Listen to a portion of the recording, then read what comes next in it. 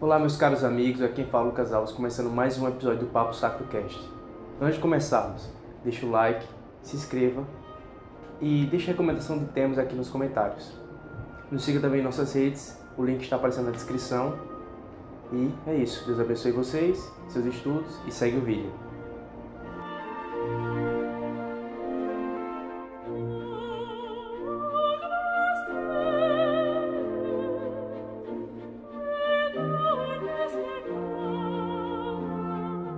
Então, meus amigos, estamos começando o episódio e hoje eu tenho a satisfação de receber um amigo novo, ilustre, um reverendo Natan Castro. Reverendo Natan, por favor, pode se apresentar? Pastor aqui da Comunidade Anglicana Reformada em Salvador. Atualmente tenho estudado também, né, tenho feito através da graça de Deus, né, pelas suas santas misericórdias, né, estudado muito o nosso tema de hoje, que é o Thomas Cranmer. Thomas Cranmer é verdadeiramente uma paixão para mim no meio anglicano, e para mim vai ser uma bênção poder estar aqui com os irmãos, né, dissertando sobre um reformador tão abençoado quanto Thomas Cranmer. Só falta, como eu falei para o senhor, só faltava receber o senhor aqui para fechar a trinca da tradição anglicana no Brasil, né? O senhor da Igreja Anglicana Reformada. Muito obrigado. Sim, Pode sim, falar. sim. O reverendo Rafael Vilaça, muito amigo meu, diga-se de passagem, ele sempre fala, rapaz, você tem que ir pro podcast do Lucas, cara, lá é muito bom e você tem muito conhecimento, então eu quero ver aí se consigo te levar para lá, cara. E eu falei, não, vamos, não tem nenhum problema, é só fazer o convite que para mim vai ser uma honra, né, poder estar participando, principalmente falando da nossa tradição, né, que é a tradição anglicana. A honra é toda minha e esse episódio já tinha se idealizado. Faltava um convidado e Deus aprove de chamar o senhor. É uma honra enorme receber o senhor e agradecer também ao Rafael, o reverendo Rafael, que fez esse link. Um abraço, reverendo. E, reverendo Natan, Thomas Cranmer. Quem foi ele? Qual a importância dele para a reforma na Igreja da Inglaterra?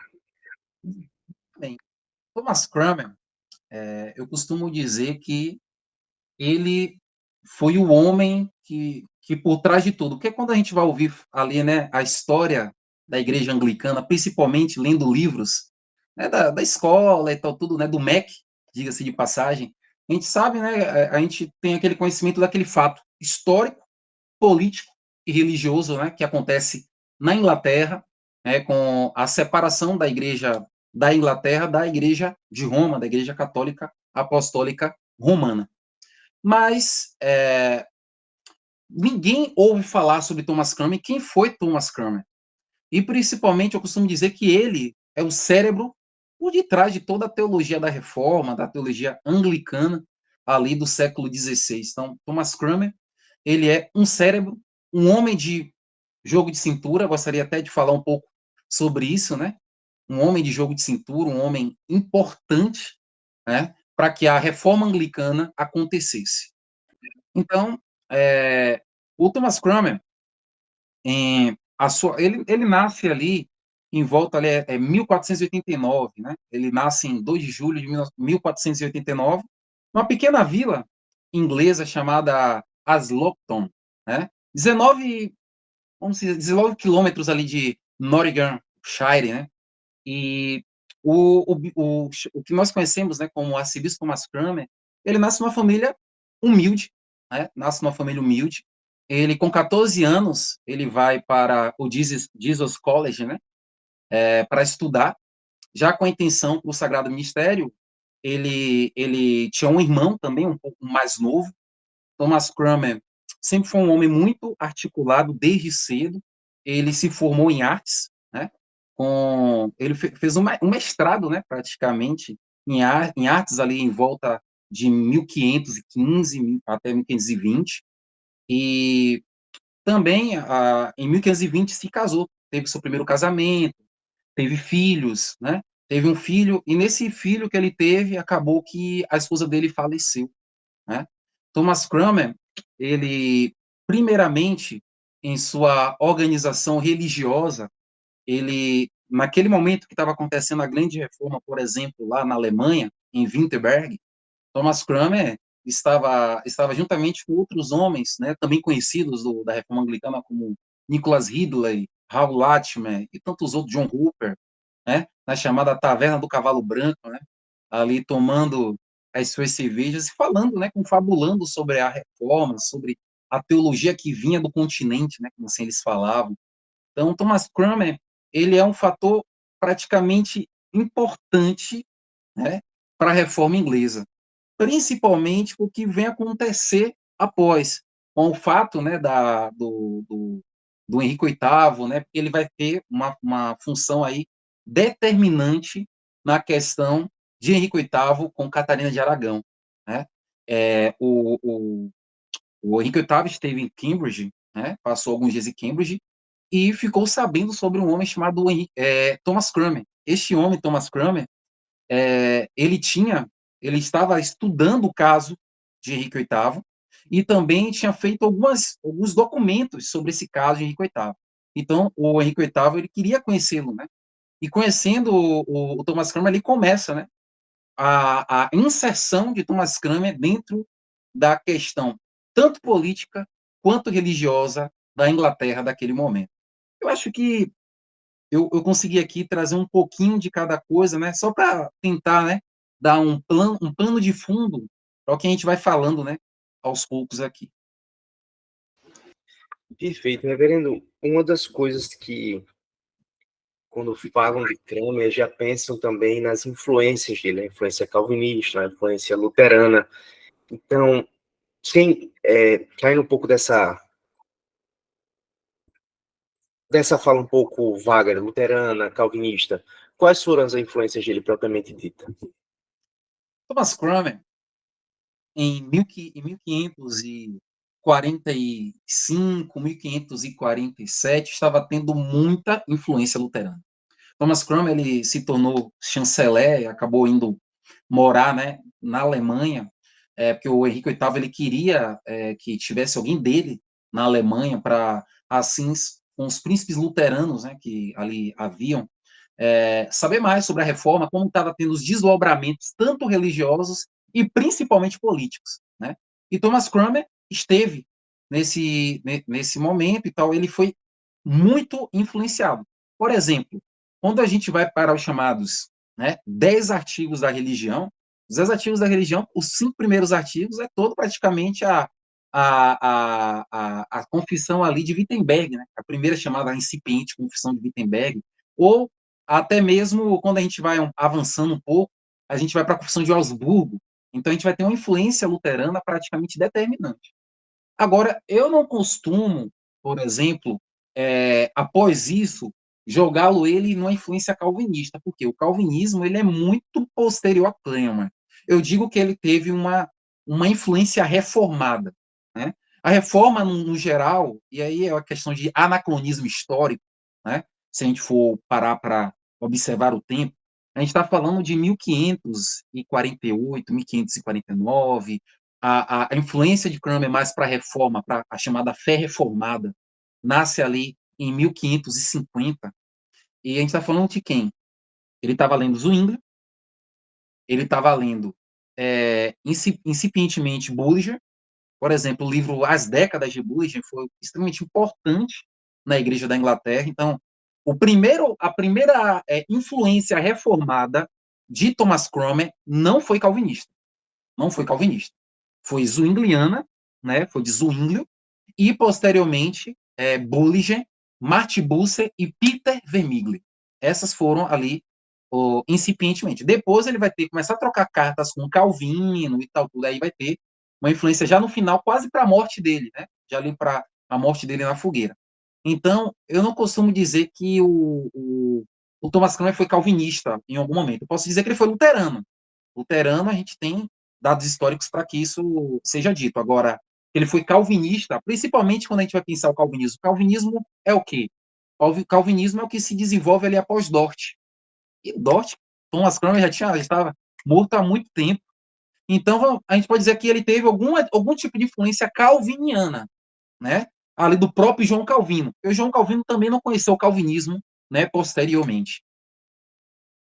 É uma coisa, reverendo, que eu já eu já havia observado quando o livro entrou artigos, o pessoal fala, Thomas Creme, ele tem essa influência calvinista, calviniana, etc.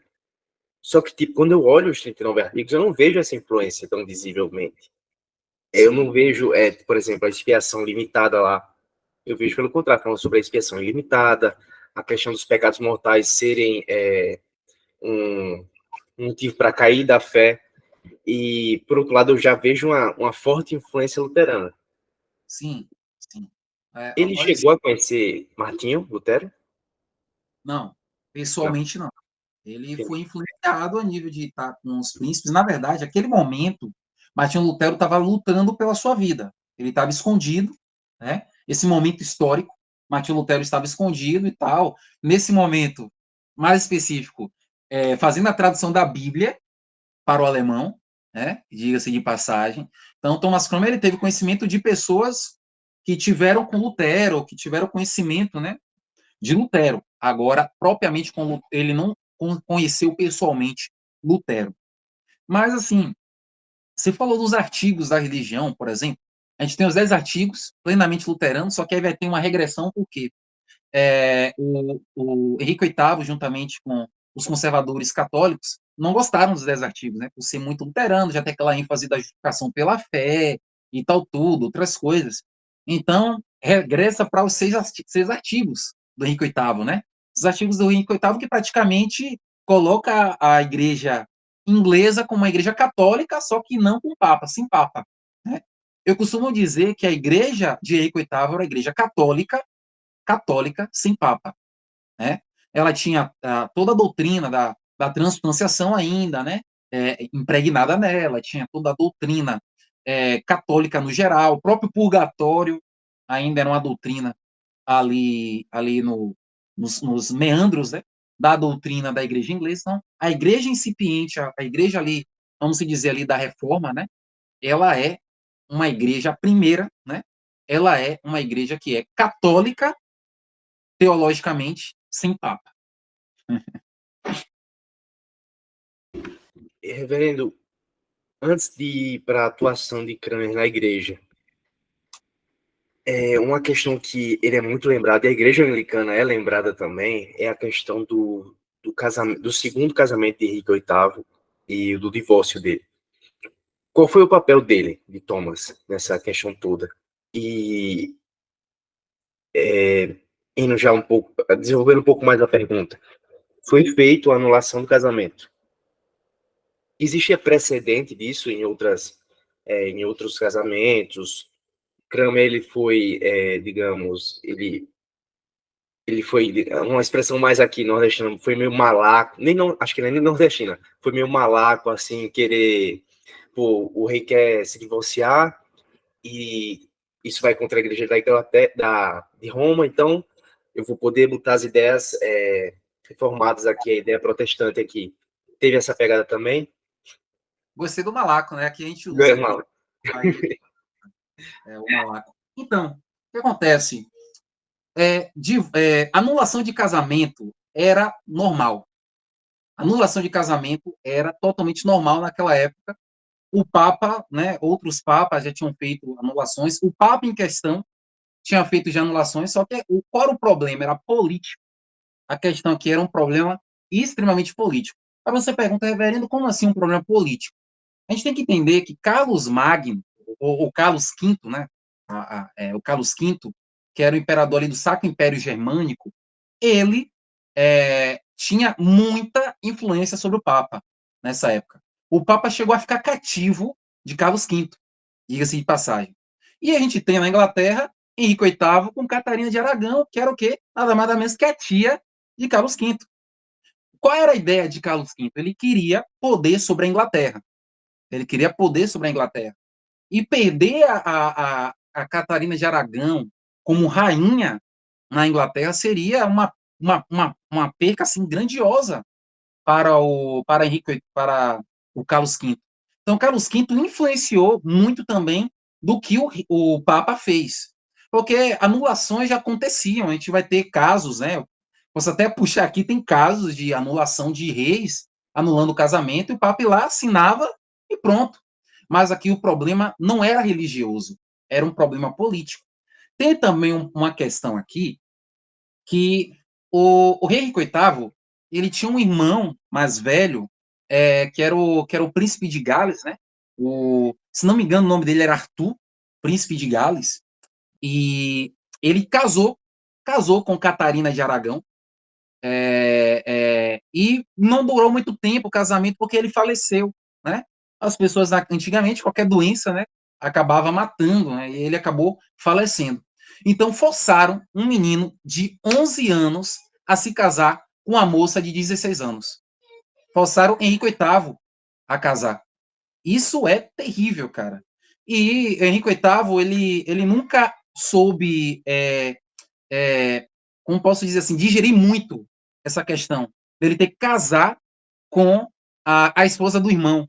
Ele vai até levar, né, teologicamente, a lei do Leviato e tal, tudo lá em Levíticos. Então, assim, Thomas Cranmer, aí a gente volta para a pergunta em si, o Thomas Cranmer, ele juntamente com tantos doutores e tal, em Cambridge, em Oxford e até fora, né, viram diversas, vamos dizer assim, casamentos que foram anulados pelo Papa e também fizeram um documento mostrando o porquê o casamento de Henrique VIII e Catarina de Aragão era nula, né? Ou até mesmo ilegal, diga-se de passagem, né? Então fizeram todo um trabalho, foi um documento que foram praticamente 1 ano e meio para ser feito até ser entregue. Só que independente de documento, a palavra já era certa que esse divórcio não ia, essa anulação, né, não iria acontecer por uma questão política, né, de Carlos V, como eu já havia falado, né, ser sobrinho, né, de Catarina de Aragão. Catarina de Aragão, ele teria que perder, né, muito, ele iria perder muito na Inglaterra. E Carlos V queria de alguma forma ter mão também sobre a Inglaterra. Então não houve por parte dele, digamos assim, eu vou tirar da minha cabeça que esse casamento é inválido. Ele tinha precedentes, então. Tinha, principalmente quando a Catarina de Aragão engravidava, né? E aqui a gente vai falar de um pensamento ali baixo medieval, né? Quando Catarina engravidava e falecia as crianças, né? Isso vai acontecendo com outros casamentos dele também. Ele achava que por ele ter casado com a mulher do irmão dele, que Deus estava o punindo. Então, assim, a gente sabe que Henrique VIII, ele foi a figura do absolutismo, né? Ali no século, final de século XV e XVI. Nós sabemos disso, nós sabemos das atrocidades, né? Ele criou a figura da autoviuvez, né? O Henrique VIII. Então, mas o grande problema é que o Henrique VIII, ele nunca conseguiu digerir perfeitamente o casamento dele com Catarina de Aragão. Ele seguiu, não. O meu pai, né, o rei, né, queria assim, ele foi seguindo o que se queria, né, o que a coroa queria para ele. Mas ele nunca quis verdadeiramente. Ele não queria que fosse dessa forma. Primeiro que, vamos pensar bem, um menino de 11 anos de idade, o que um menino de 11 anos de idade teria com uma moça de 16 anos de idade?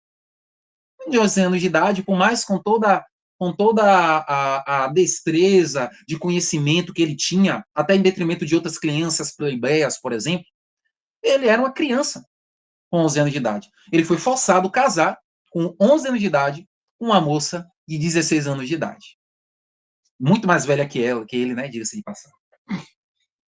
Essa parte eu não sabia, ele tinha 11. Caramba. Reverendo, e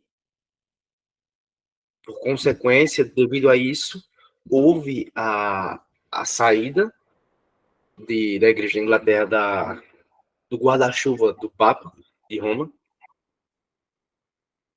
Sim, Qual foi a reação de Kramer com isso? Tipo, ele se importou com essa quebra?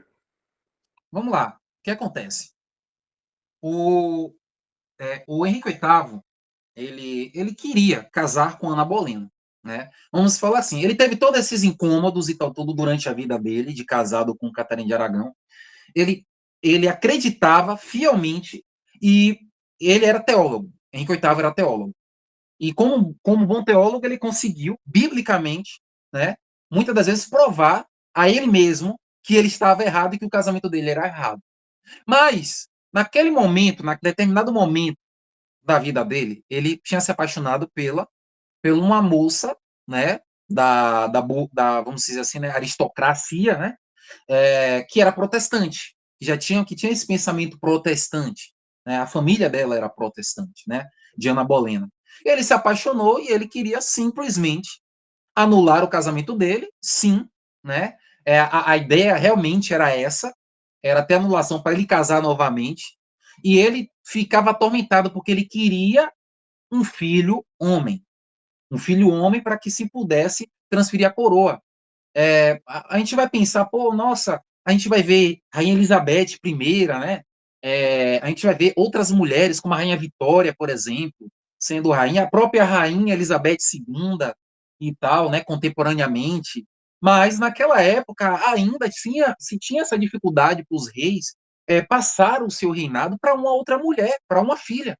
Então, o rei Henrique VIII ele acreditava que ele estava no erro, primeiramente. E o que acontece com Thomas Cranmer? Thomas Cranmer entra aí, primeiro, para provar que o casamento dele era nulo e realmente até mesmo ilegal. Ele reuniu, né, doutores em Cambridge e em Oxford e até doutores canônicos da Igreja Católica Apostólica Romana, diga-se de passagem. Todos esses, até gente de própria Roma, falou assim: olha, dá para poder fazer anulação sem problemas. Coisas piores aconteciam, entendeu? Tipo, o cara, eu não quero mais estar casado e tal, tudo. Só que o rei Henrique VIII, ele tinha um sentido, ele tinha uma linha de raciocínio. Não era só uma questão, ele tinha uma linha de raciocínio, tanto teológica, tanto também seus próprios interesses. Então, assim, aonde entra Thomas Cranmer nisso? Thomas Cranmer, ele faz todo esse pedido, ele leva com sua própria mão, no seu próprio punho, né, o documento para Roma, Roma rejeita, e coitavo, Carlos V manda rejeitar ligação.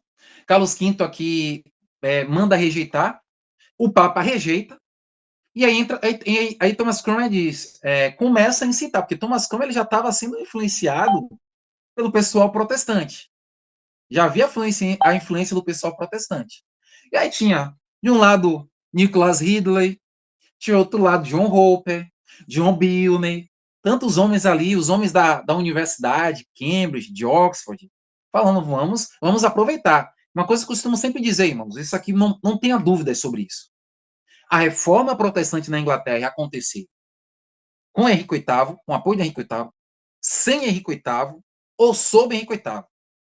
A reforma protestante aconteceu na Inglaterra porque a Inglaterra era um caldeirão já de pensamentos diversos dentro da teologia e da religião desde o século XIII. Desde John Wycliffe, por exemplo. Desde os Lollardos, a Inglaterra já queria. E outra coisa, existia em si, desde o século XIII, aquela ânsia do povo inglês pela igreja dela, uma igreja propriamente nacional. É o chamado nacionalismo inglês. Então, já tinha essa ideia. Então, o Thomas Cranmer aproveita esse momento, né? Vários lords e tal na Inglaterra começam a incentivar o Henrique VIII a fazer essa cisão. E aí o que acontece? O Papa, né? Faz realmente, né?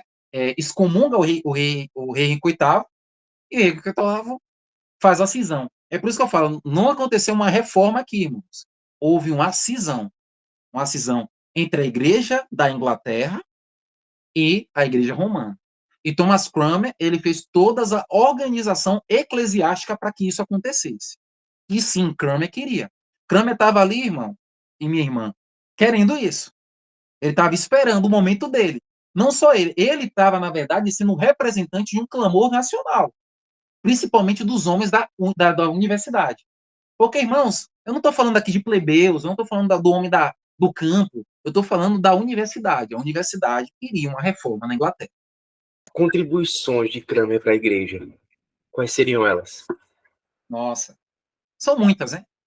Eu costumo dizer que a minha forma de anglicanismo é cranmeriano, né?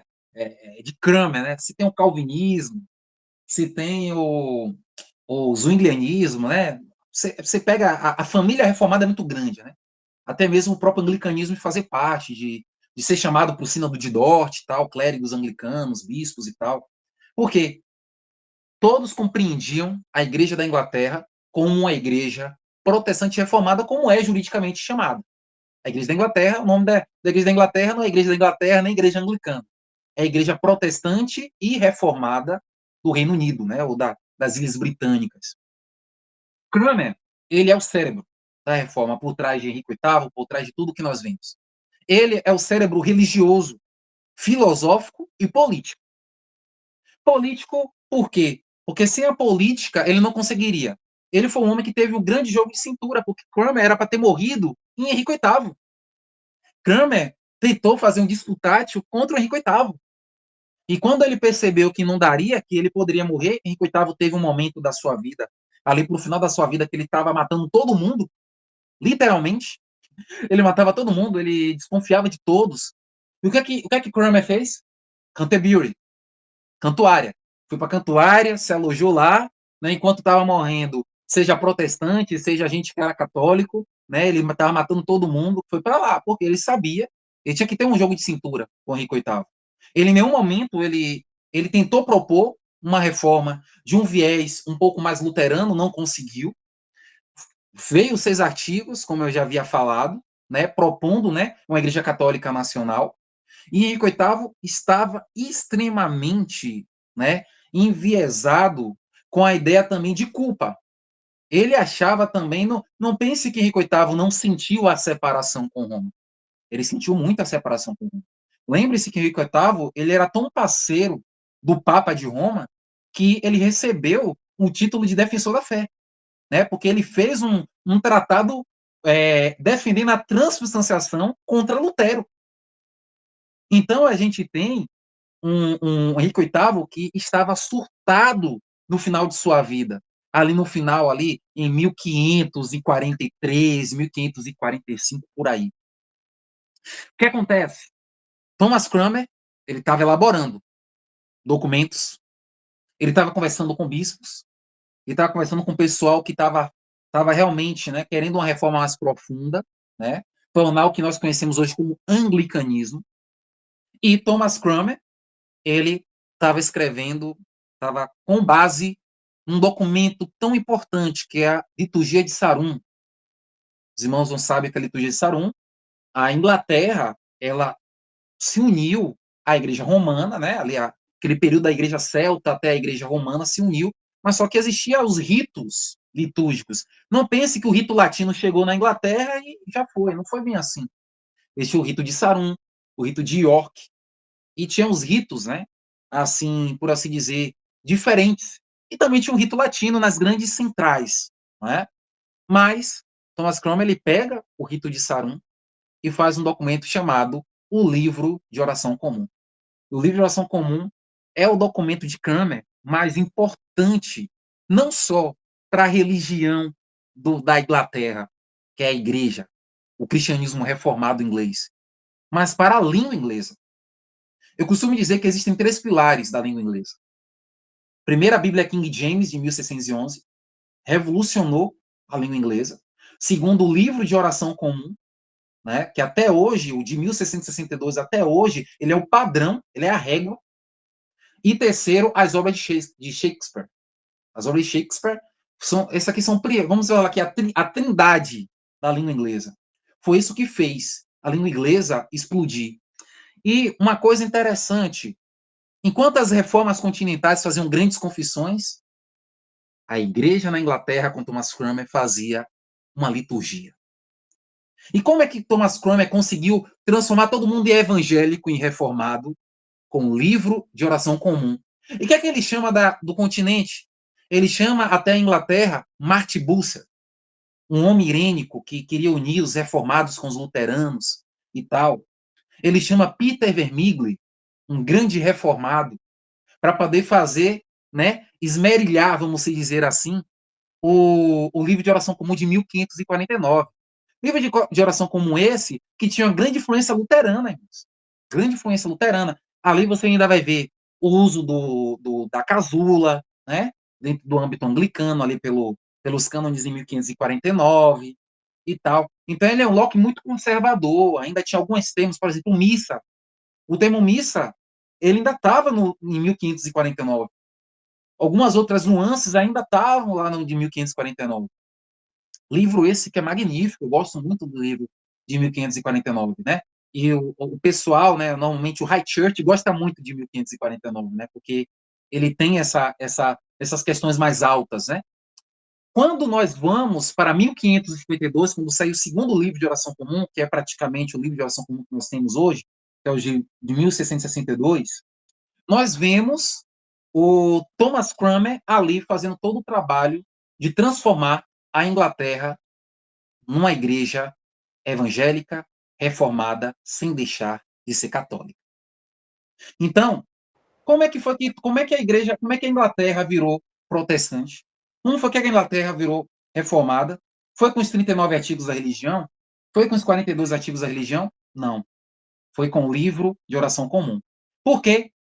As pessoas iriam repetir aquilo dentro da sua língua, e aquilo ia fazer tão parte da sua vida que ia ser verdadeiramente o lex credente, lex orandi, né? Assim nós cremos, assim oramos, assim cremos. Então, a Inglaterra, ela se tornou, né, ali, depois de 150 anos da morte de Thomas Cranmer, uma Inglaterra consolidada, protestante, a partir do livro de oração comum. E eu costumo dizer que a principal obra que Thomas Cranmer fez e que foi extremamente importante para a igreja foi justamente o livro de oração comum. Livro de oração comum hoje que, por exemplo, a sua igreja é irmã minha, porque além de sermos cristãos, nós todo domingo nós estamos com o livro de oração comum, estamos fazendo ali, onipotente Deus, a quem todos os corações estão descobertos, em qual desejo algum estar oculto. Purifica os nossos corações e pensamentos pela inspiração do teu Espírito Santo, a fim de que te amemos com perfeição e dignamente glorifiquemos o teu santo nome. Por Jesus Cristo, nosso Senhor. Amém. Então nós tínhamos a teologia da reforma, a teologia evangélica entrando no povo, e o povo virado evangélico sem nem saber, só pela prática da oração. Então, esse para mim é o grande. Ele vai fazer os 42 artigos da religião, aí um pouco mais reformado, né? Os 42 artigos da religião, quando a gente vai ler, ele é bem reformado, ele conseguiu aprovar e tal, tudo certinho, só que aí acontece que rei Eduardo VI falece, morre, né, de uma doença e tal. Os especialistas, os historiadores vão dizer que foi uma febre, não se sabe muito bem e tal.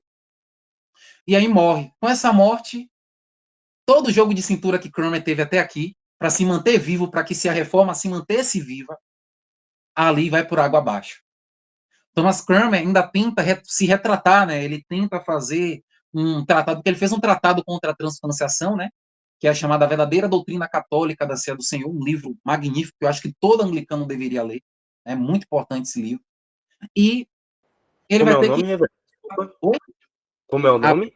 Verdadeira Doutrina Católica da Ceia do Senhor. É um livro sensacional. Depois procure, é uma maravilha. Então, ele faz esse livro e posteriormente ele vai ter que se retratar contra esse livro, né? Ele tenta, porque ele queria se manter vivo para que se mantesse a reforma. Ele esperava que, segundo a providência de Deus, ele conseguisse ainda avançar com a reforma na Inglaterra. Mas chega um momento que não deu, ele teve que, quando ele vai para se retratar, acaba que ele diz, olha, o Papa é um anticristo, ele começa realmente, assim, falar contra as doutrinas católicas romanas e aí acaba indo para a fogueira, né? E depois disso, o que acontece? Aí nasce, ele deixa os 42 artigos, e aí Rainha Elizabeth deixa sob a mão de Matthew Packer, o arcebispo da Cantuária, a ideia de fazer, né, de pegar os 42 artigos como base, né, e assim refinar, e a gente vai ter aqui a doutrina luterana, nos 69 artigos, e a doutrina reformada. E reformada aqui, irmãos, não é calvinista. Reformada aqui é a doutrina reformada na sua mais ampla. Você vai ter coisa ali mais próximo de Calvino, você vai ter coisa ali mais próximo de Zwingli, você vai ter mais coisa mais próxima ali de Lutero. Então a gente vai ter ali. Porque o que a Rainha Elizabeth não queria? E Cranmer também não queria? É que a igreja não ficasse tão calvinista, mas também não se jogasse tanto para o luteranismo.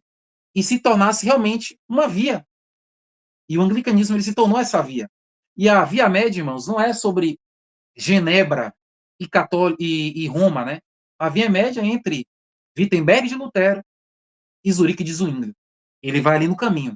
Alguns vão dizer Wittenberg de Lutero, Genebra de Calvino, mas eu costumo dizer que ele vai no meio, né? Ele pega influências dali porque Calvino ele é um pouco posterior. Mas Cranmer, ele vai ser essencial para o que a gente conhece como anglicanismo. Você consegue pensar em algum anglicano que não goste disso aqui, irmãos? O livro de oração comum? Eu não conheço. Então, o livro de oração comum, e não só anglicano, irmãos, é pentecostal, é metodista, todo mundo que conhece, todo mundo quer ler, quer saber do livro de oração comum. Tô com o meu aqui. Aleluia. Eu... Tenho aqui também, mandado pelo Bispo Macineira. Olha aí que maravilha. Eu ganhei também um lock da IAB, também muito bonito. E eu comprei ele, reverendo, quando eu ainda era batista. Eu postei o batista mais anglicano que você verá hoje. Foi profético, depois virei anglicano. E sobre os... Oi? Não teve jeito. Não teve jeito. Me apaixonei. E sobre os 39 artigos, o senhor falou que antes foram 42. Isso. Eu pesquisei e não achei esses artigos que foram tirados. Se sabe mais ou menos quais eram os conteúdos deles? Entre os 42 artigos e os 39 artigos não vai ter muita diferença. Porém, algumas diferenças vão ser notadas, por exemplo, ele vai tirar as questões, por exemplo, da questão escatológica, né? Havia os últimos artigos era sobre escatologia, então foi retirado, né? A igreja anglicana, a maioria eram amilenistas, né? Mas não queriam entrar nessa coisa, porque na verdade os artigos não foi para ser uma grande confissão de fé, era mais para ser um documento aonde se regesse ali a doutrina de sempre, uma doutrina católica e reformada. A ideia era isso. A ideia da igreja anglicana é justamente essa: ser católico para toda a verdade de Deus, né? E reformado contra todo o erro, né? Que no mundo medieval foi se colocando ali na igreja. Então, os 42 artigos também, por exemplo, o artigo da Ceia do Senhor, a gente vai estar um pouco mais explicitamente ali, num panorama um pouco mais reformado. Não que não esteja hoje, irmãos. A gente vai encontrar ali tanto um pouco de luteranismo no artigo da Ceia do Senhor, quanto um pouco de fé reformada no artigo da Ceia do Senhor. Aquele que acredita na presença real luterana vai ter abrigo. Aquele que acredita na presença real e espiritual também vai ter abrigo. Então a gente vai ter ali, vai enquadrar os dois, ali nos 39 artigos. Mas nos 42 artigos existia uma coisa que estava explicitamente dita, colocada lá, que o corpo de Jesus Cristo não poderia estar em dois lugares e tal, tudo. E aí, nos 39 artigos, Rainha Elizabeth, né, não querendo ter muitos problemas com os católicos da corte, alguns luteranos, ela foi e pediu, né, o Matthew Parker, o Guest e outros bispos para tirar. E chegou a tirar. Só que o que aconteceu? O livro de oração comum de 1662 ratificou no chamada rúbrica negra tudo aquilo. Então ficou aquele negócio que, por exemplo, o luterano hoje sente muita dificuldade no anglicanismo, propriamente dito, por quê? Porque o anglicanismo vai estar muito próximo do calvinismo na ceia, né? Quando a gente vai olhar a rúbrica negra juntamente com os 39 artigos e a homilia da ceia do Senhor. A gente vai ter aquela linguagem manducatio espiritual, o comer espiritual, né? Então aí os calvinistas sentiram aquela vitória, né? Dizendo, olha, temos a vitória aqui e tal. Mas eu costumo dizer que dá para ainda ter uma visão luterana, estar ali também. Hoje, né, a igreja tem luterano, né, a igreja anglicana tem gente com pensamento luterano da ceia, né, tem gente com outras visões, né, como uma visão, por exemplo, de mistério, né, da ceia do Senhor, e tem a galera da presença real espiritual, que não deixa de ser presença real, né? Uma coisa que eu vejo as pessoas brigando muito, é física localizada, ou só é presença real, ou se é espiritual, irmãos. O importante é que a presença real de Cristo está na ceia. Não adianta a gente ficar buscando o sexo dos anjos ali. Coma, se alimente de Deus, do Cristo, que é o pão que desceu dos céus. Então, irmãos, houve essa retirada, só que acabou que no final, essa retirada do artigo da ceia do Senhor, acabou não fazendo muito efeito, porque ainda teve o artigo 29 dos ímpios que não comem a ceia do Senhor, que aí os luteranos ficaram chateados demais, né? Porque aí já acaba caindo para a fé reformada, né? Nessa questão. Então a gente vai pegar os 39 artigos da religião, agrada reformados, às vezes, muitas vezes reformados, e um pouquinho também luterano. Luterano também dá para agradar também, com os 39 artigos da religião. E eu acredito, irmãos, que a grande parte tem uma influência muito grande luterana dos 39 artigos da religião. A ideia dos 39 artigos da religião era ser equilibrado. Justamente a terceira via, né? A via média. E, reverendo, ainda sobre o Locke, tem alguma coisa a mais a falar sobre a Thomas Cranmer e a elaboração do livro de oração comum? Então, Thomas Cranmer, eu falei, né, que ele fez um apanhado do trabalho do Rito Saro, né? Ele faz esse trabalho, ele trabalha, por exemplo, com o ofício diário. Irmãos, o ofício diário é lindo, é magnífico, né? Oração da manhã e da tarde. Irmãos, muito em breve nós teremos o livro de oração comum em 1662 em português, né? Aqui já fazendo já o merchan, né? Da nossa, a gente vai estar trazendo aí. E aqui está uma das vias, né, na minha mão, que é uma das vias de correção. Não sei se você consegue ver aqui o ofício diário, né? Você vê aqui janeiro, matutino, janeiro, vespertino. Irmãos, essa contribuição de Cranmer, que sai originalmente da liturgia das horas, foi algo magnífico que fez a igreja ler a Bíblia praticamente toda em um ano. Isso é uma contribuição, né? A gente pega a teologia, né, da reforma muito forte na liturgia anglicana. A litania, né, nos traz de volta também elementos católicos, né, muito importantes para a nossa fé, né? É, é, e também a gente vai ter no livro de oração comum os serviços, porque nós vamos ter no livro de oração comum o ordinal, né, que é a ordenação dos diáconos, presbíteros e bispos. A gente vai ter anexado nele os 39 artigos da religião. Então, é um documento completo, irmãos. É completo. Você tem um livro de oração comum, você vai orar, você vai aprender a orar, você vai aprender doutrina, porque as orações são doutrinárias, né? Até as coletas dos domingos são doutrinárias, né? Você vai ter a doutrina dos 39 artigos, você vai ter o catecismo do Alexandre Noel, o catecismo que está no livro de oração comum é do Alexandre Noel, né? Muito importante. Ele também tem o chamado catecismo médio, que é muito bom também. Quem é anglicano deveria também ler também. Eu amo esse catecismo. E tendo o livro de oração comum, você tem tudo. Então, eu acho que, assim, o mais importante foi o jogo de cintura do Thomas Cranmer, porque ele poderia ter morrido antes, mas ele teve que fazer concessões aqui e ali para poder se manter vivo e a reforma, né, aconteceu. Porque aconteceu assim, quando Henrique VIII morreu, aí a galera foi para cima.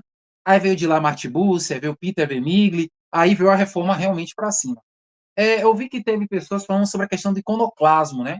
Em Eduardo VI, começam a se pintar as igrejas, né? Começa a pintar a igreja de branco, e aí colocam-se os 10 mandamentos nas paredes, oração do Senhor, o credo apostólico, né?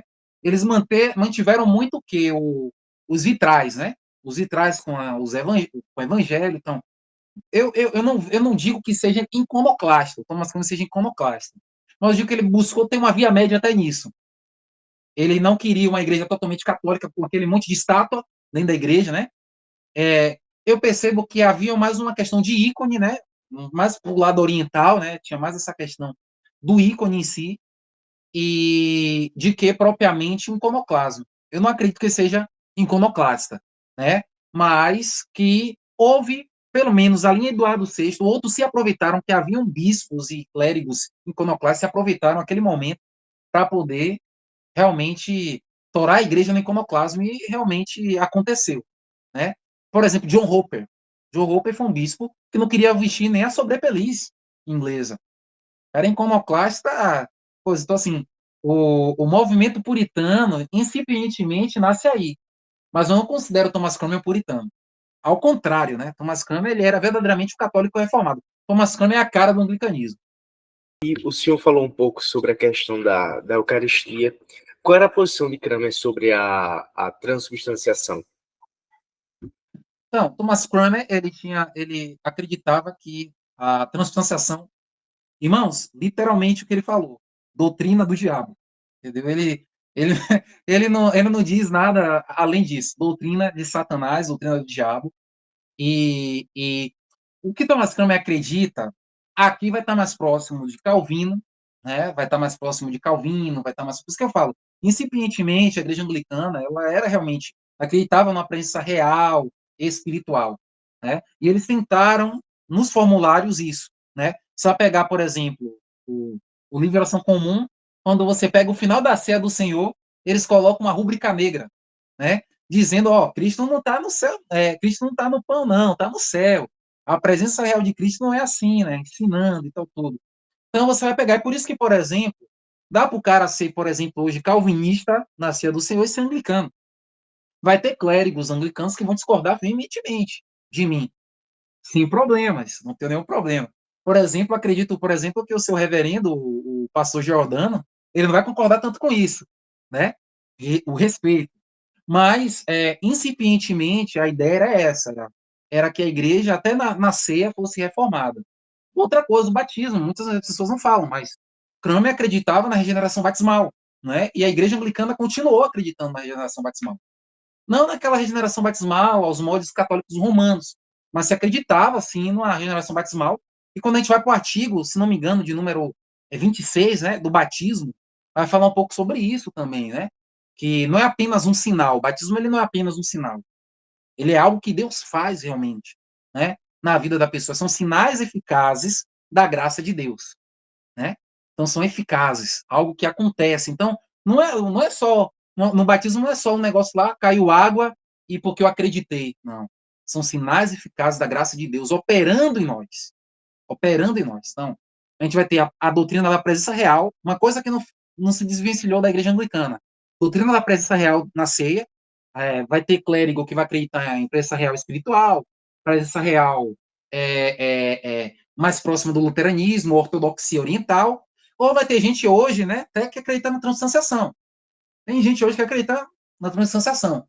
Mas dentro dos formulários existe algo próximo do luteranismo e com o que a gente conhece hoje como calvinismo, né? Ali na ceia. Acho que dá para os dois aí se encaixar.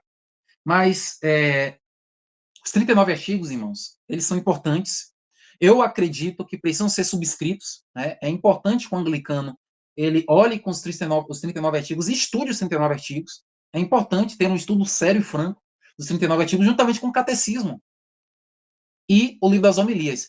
Eu espero em Deus, eu tenho ouvido, né, umas movimentações para que haja uma tradução do livro das homilias. Espero que aconteça, porque é algo também muito importante. Nos carecem muito livros anglicanos, né, autores anglicanos, por exemplo, como Richard Hooker, John Jewell, né, o próprio Thomas Cranmer, né, e tantos outros. Então seria muito importante mesmo a gente ter esses escritos aqui.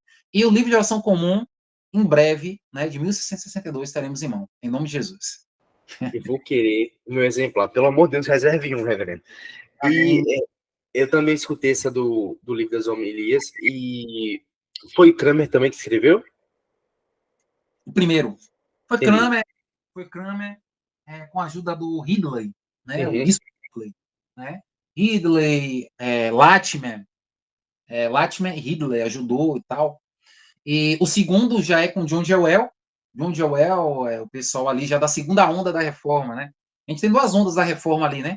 A onda Uhum. primeira do tripé ali, Richard que Nicholas Ridley, Latimer e Cranmer. E depois a gente vai ter Richard Hooker, John Jewell, né? E depois a gente vai ter ainda uma terceira, que é dos Carolines Divines. Carolines Divines também, uma delícia de literatura. Eu acho que é das literaturas mais românticas do anglicanismo dos Carolines Divines. E eu gosto muito, é uma era que eu gosto muito. É incrível. A gente gravou um episódio sobre os teólogos carolíngios com o reverendo Vilaça. É incrível, tá? Quando esse episódio sair, já deve ter saído também o dos teólogos carolíngios. E assista, pelo amor de Deus. E, reverendo, caminhando um pouco para o final, quais foram as consequências da restauração do catolicismo romano no reinado de Maria Sangrenta para Thomas Cranmer e como ele reagiu a tudo isso? Então, como eu falei, o Thomas Cranmer, ele foi, além de ser um teólogo, né, um reformador, ele foi um homem muito político, de um grande jogo de cintura, porque, como eu falei, ele poderia ter morrido em Henrique VIII. Né? Outros bispos morreram em Henrique VIII, por exemplo. Né? Bispos que ajudaram Henrique VIII morreram, né, no tempo de Henrique VIII. A ideia de Thomas Cranmer era se manter vivo o mais tempo possível, justamente para poder concluir a reforma. Ele sabia que em Henrique VIII ele não conseguiria concluir essa reforma. Então, qual era a ideia? Né? Era manter, quando Henrique VIII morre, em Eduardo VI ele começa ali uma reforma e tal, um trabalho de reforma um pouco mais profunda, ele chama reformadores do continente para que isso aconteça. Ele pega o livro de oração comum de 1552, né, que acaba sendo a base, né, em 1559, depois 1662, né, não tem muita diferença. Lembrando, de 1662 ele é até revisado algumas questões com John Cosin, um bispo também muito importante da igreja anglicana. Então, a gente tem todo esse trabalho do Cranmer, e Cranmer, ele quando o Eduardo VI morre, ali entra o desespero de Cranmer. Por quê? Ele tenta, juntamente com alguns lords ali, tentar colocar a chamada Jane Grey, né, para ser a rainha, né, só que ele não consegue, ela ficou 13 dias, irmãos, foram 13 dias de muita turbulência, e aí vem a rainha Maria, Maria Tudor, Maria I, Maria Tudor, ela era católica, porque todo o crescimento dela, toda a base dela era católica, era a filha de Catarina de Aragão. Era a única filha de Catarina de Aragão que vingou, né? Dos filhos de Catarina de Aragão, gestou. E ela também tinha um ódio no coração dela por tudo que aconteceu, e ela culpava os protestantes. Ela dizia, não, é os protestantes, isso tudo por causa do protestantismo, foi por causa de Lutero, foi por causa desses caras aí. Então, ela, quando sobe ao trono, a primeira ideia dela era restabelecer o catolicismo romano na Inglaterra. E ela queria, primeiramente, humilhar o Thomas Cranmer. Humilhar o arcebispo da Cantuária, que fez livros, que produziu o livro de oração comum, que produziu os 42 artigos da religião, juntamente contra os bispos. A ideia dela era humilhar, queria retratação, né? Mas queria matar. Porque a ideia dela era matar no meio disso tudo. Foram contabilizados 200 e, se não me engano, 89 protestantes que morreram. Clérigos, bispos, né, alta patente, né, homens e mulheres também que eram pregadores, né, normalmente nessa época protestante, a Inglaterra era um turbilhão de protestantismo, né, tinha os pregadores de rua também e tal, e esse povo todo morreu na fogueira, outros foram decapitados, né, mas a primeira acusação que Cranmer tem é de traição. Por quê? O Cranmer, ele tinha apoiado a Jane, né, a Jane Grey e tal. Então, a primeira acusação que faz contra ele é de traição. A segunda, de heresia, né? Ele tem uma segunda de heresia. Ele, assim como Maria entra, né, consegue ali adentrar ao poder na Inglaterra, ele manda Thomas Cranmer para a Torre de Londres, né, a famosa Torre de Londres, e na Torre de Londres ele sofre, manda-se ele fazer retratações, né?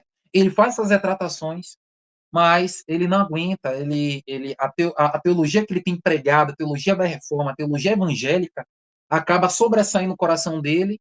Ele tentou se manter vivo, mas no final ele acabou se falando, né, da teologia da reforma, que ele não se retratava, chamou o Papa de anticristo, e assim foi morrer na fogueira, como também o Latimer, Ridley, e John Hooper e tantos outros homens.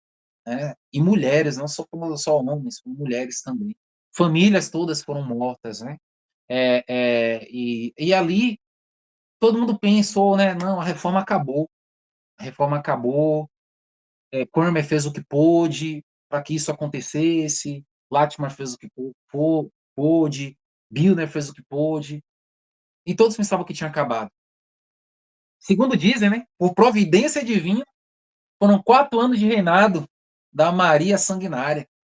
E nesses 4 anos de reinado, ela falece, hoje, segundo os historiadores, um câncer, né, um câncer muito agressivo, e no final ela acaba falecendo e subindo ao trono uma rainha protestante, Elizabeth, que teve, diga-se de passagem, uma base muito luterana, né? A Elizabeth, ela gostava de pompa, ela gostava de liturgia, então foi muito bom. A Elizabeth, para mim, foi a maior rainha. Aí você fala assim, qual o melhor rei? Foi uma rainha. O melhor rei da Inglaterra foi uma rainha. E o nome dela é Elizabeth. Ela fez o assentamento elisabetano. Ela honrou Cranmer. Ela mandou pegar o livro de oração comum. Ela pegou, não, pega os 42 artigos. Eu gosto do que está escrito. Chamou os bispos para fazer um acordo, um negócio bacana, para que ficasse, como a gente diz aqui, um bem bolado, para ficar bom para todo mundo. Ela fez. Irmãos, quando ali nasce, né, todo aquele estigma puritano e tal, tudo, né? E a gente vai ter homens, um clérigo anglicano, que chamam ele de príncipe dos puritanos, né, que é o William Perkins, né? Não sei se você ouviu falar do William Perkins. Perkins, ele já era puritano ali.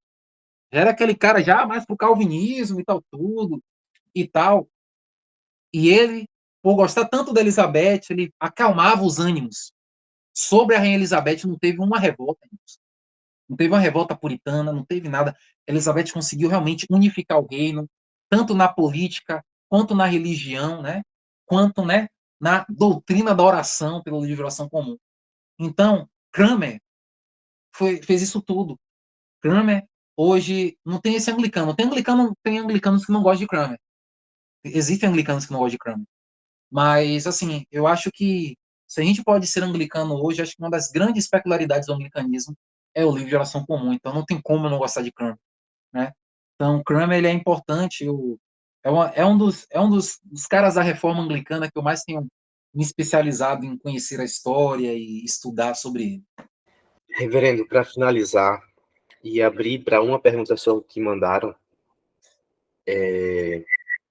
na opinião do senhor, qual o legado de Thomas Cranmer para a história da igreja e para o pensamento protestante? O legado de Thomas Cranmer é, primeiramente, o legado do equilíbrio. O equilíbrio que nós conhecemos. Eu sei que é difícil manter uma igreja equilibrada. É muito difícil.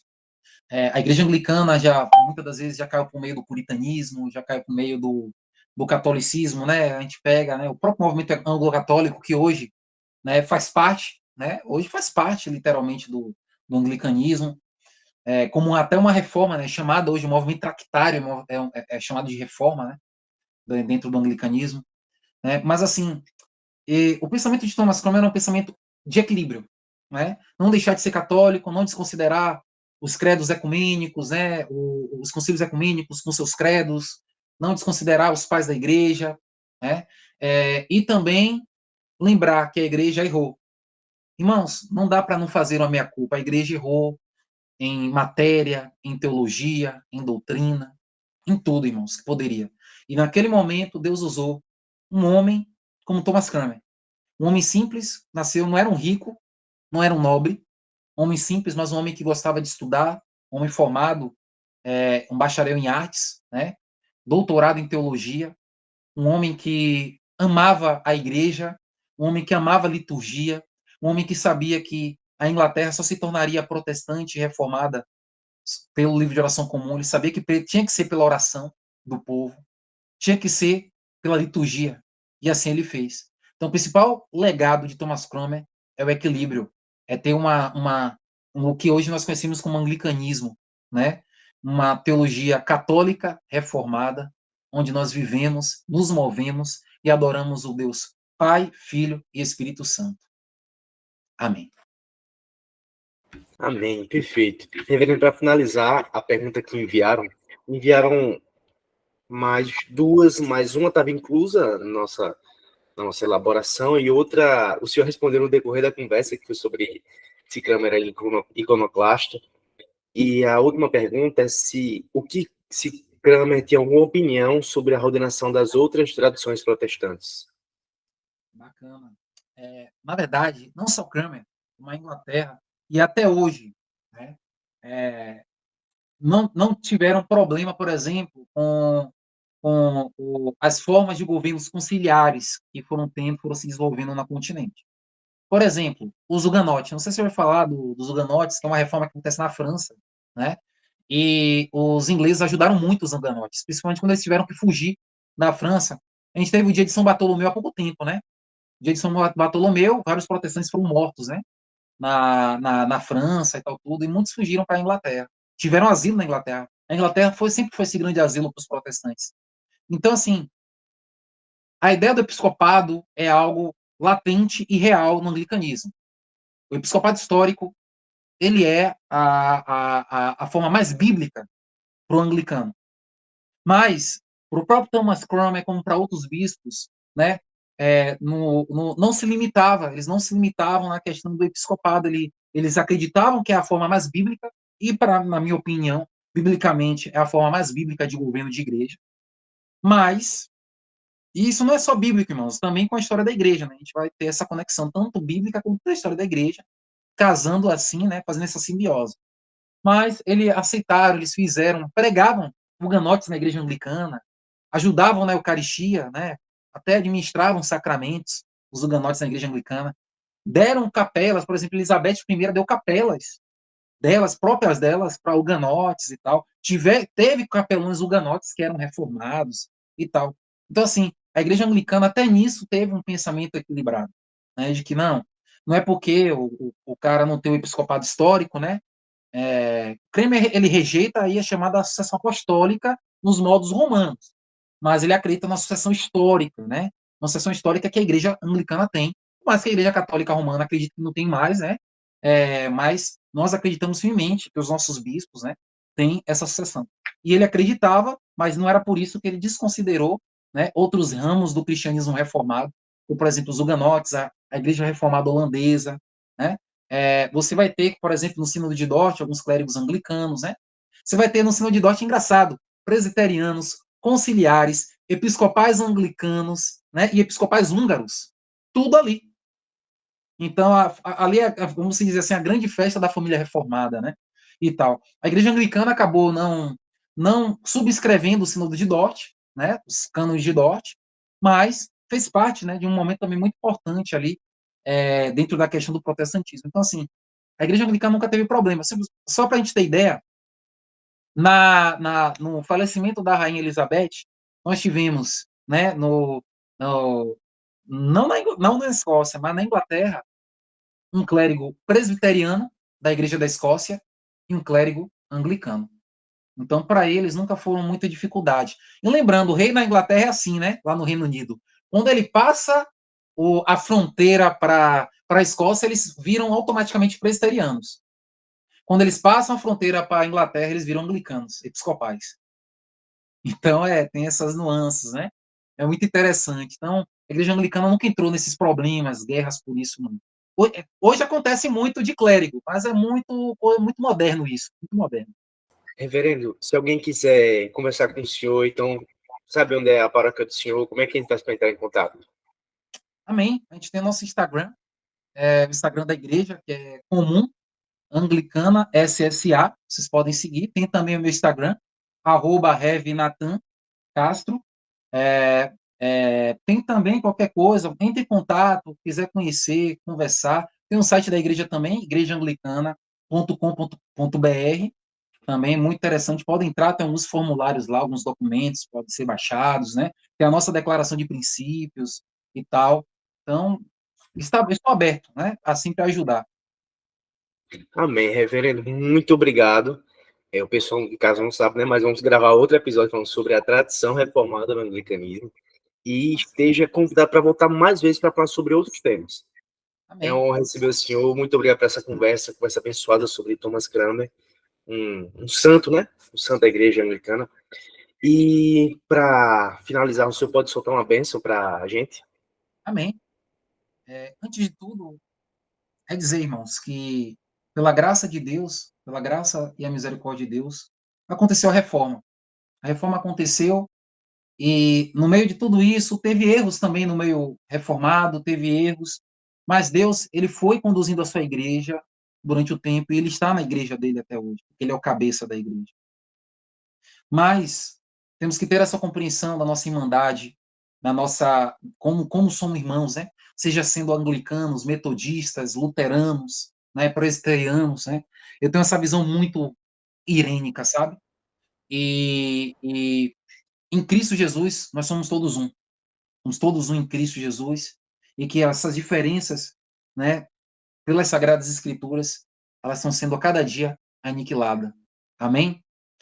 E a graça do nosso Senhor Jesus Cristo, as providências do nosso Deus eterno, Pai, e o Espírito Santo Consolador nos fortaleça hoje e sempre eternamente.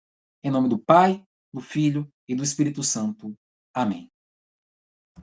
Amém. Então é isso, pessoal. Muito obrigado, Deus abençoe vocês, seus estudos e até a próxima.